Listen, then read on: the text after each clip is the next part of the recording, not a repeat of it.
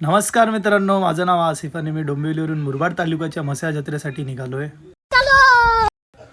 जत्रेत पोचलं पहिले मला दिसलं तिकडे उंट. यात्रेत थंडी आणि गर्दी दोन्ही भरपूर प्रमाणात होती. म्हस्या यात्रेत भेटला अचानक एक जुना मित्र.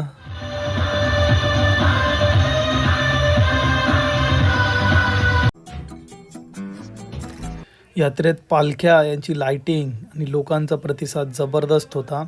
फक्त येताना कॅश घेऊन या, ऑनलाईनच्या भरोश्यावर राहू नका.